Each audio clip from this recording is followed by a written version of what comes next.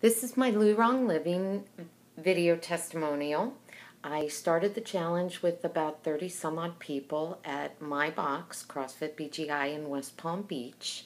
I am the owner there, and I've only done 30-day challenges. I've been doing paleo for a number of years. I saw Rob Wolf's nutrition seminar when he was still doing them for CrossFit, and I've done a paleo version with some exceptions using heavy cream, protein powder, things like that.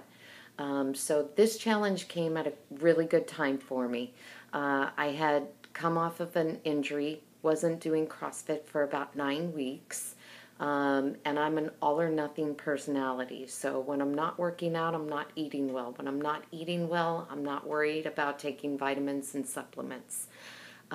So I put somebody in charge at my box of the challenge, because when we have these challenges, I know how it works. You get really passionate about it. A bunch of people want to start it out, and then your frustration level of getting them through to the end, you tend to put yourself last.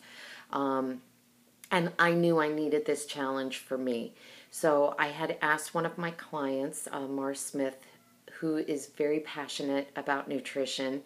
We call her the nutrition nanny, in charge of the group, that she would police them, make sure they were doing their workouts, getting their journals filled out, making sure that they were logging in their daily food intake, which took a lot of pressure off of me. Being that I hadn't been eating well for about a 9-week period, I had gained a little bit of weight, so I was hoping to lose some weight in the challenge and definitely work out consistently. So some of my goals were dating my spouse, stringing 3 muscle-ups together, getting 8 hours of sleep, working out consistently, and I met all the goals except for the 8 hours of sleep. Being 41, a business owner, 2 teenage kids, and eating clean, I just feel like I don't need quite as much sleep. So I would go to bed with the intention of getting 8 hours sleep and waking up before then at 3 or 4 in the morning, so maybe getting 6 hours of sleep. I did start working out consistently, and I took the Lurong supplements. I would not have said for the first 30 days that I noticed a difference. It wasn't until I stopped taking them that I noticed soreness, not being able to recover from the workouts. I had actually done some double days, and after not working out for 9 weeks, doing double days, I felt like was a pretty good benchmark for eating clean, sleeping, and I would not have still yet attributed it to the supplements.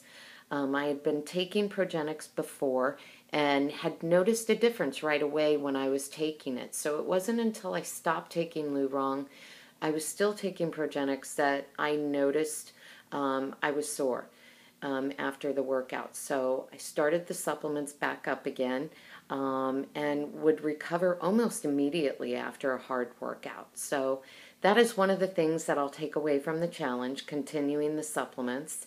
I'm also now a black coffee drinker. I'm not doing heavy cream anymore, and I'm going to stick with the black coffee. I knew during the 9 weeks that I was going to log in a cheat, because the biggest goal, and not one that I had put down, was that I wanted to find balance in this challenge. So for me, it was all about planning cheats. So the numerous amounts of cheats that I have logged in are things like fried chicken wings, and sweet potato fries, and a gluten-free beer. I had been eating a lot of junk, candy and cookies, and eating a lot of bad food. I had even started eating pasta, and I hadn't eaten pasta in years, or bread in years. And I was, feeling the effects of that. So I did go through a grouchy period starting this paleo challenge, so I was very glad somebody else was in charge of getting those benchmark workouts in, getting the measurements in, and getting people started out. Mars had to travel towards the end, so a big challenge for me was going to be helping get those people's workouts logged in, making sure that all the 30 people were seeing this thing through to the end. So we did not have the whole crew make it to the end, but I think we had a large number, larger than I think we've ever had, finish at the end.